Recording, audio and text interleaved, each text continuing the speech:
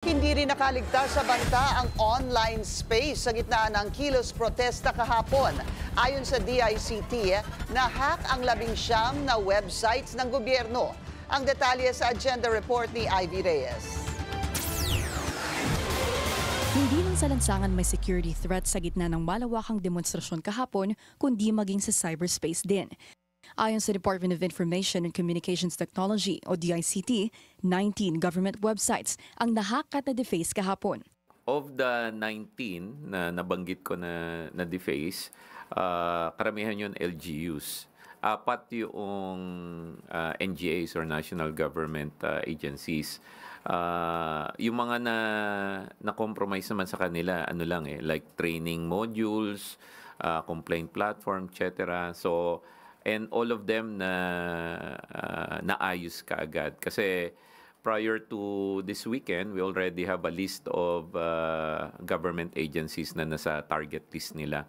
Kasama ang Anti-Red Tape Authority, Bureau of Customs, Department of Economy, Planning and Development o DepDev at maging DICT sa mga defaced websites kahapon. Pero mabilis din naman naayos ang mga ito at wala raw sensitibong impormasyon ang nakuha ng hackers. Tinitingnan ngayon ng DICT bilang salarin sa likod ng gulo sa Menjola at Recto ang grupong Anonymous Philippines. Ayon kay Secretary Henry Aguda, bukod sa mga abiso na magsuot ng itim na damit at itim na mask, dito rin daw nakakita ang DICT ng search items gaya ng how to make a Molotov. Kahapon, tahimik pa raw ang cyberspace pero nang pumatak ang 3:00 ng hapon, nagsimulang dumami ang internet chatter.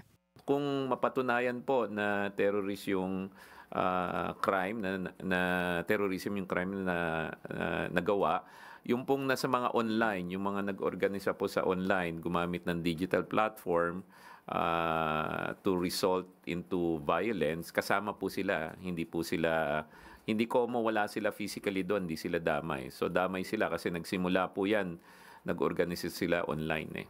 Dahil nagta-translate sa karahasan ng panawagan ng mga hacktivist kung tawagin, terorista raw kung ituring ng gobyerno ang mga ganitong inisyatibo.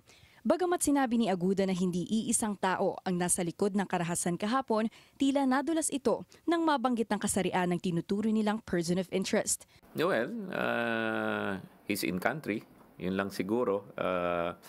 And I think I will defer giving additional information para hindi naman masayang yung investigation process.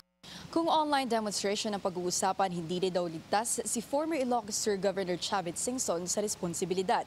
Tinitingnan kasi ngayon ng Malacanang kung dapat kasuhan ng inciting to sedition ng former Marcos ally dahil kinumbinsi nito ang kabataan na lumiban sa klase at tumayo para sa isang revolusyon. Para sa agenda, Ivy Reyes, Billionaire News Channel.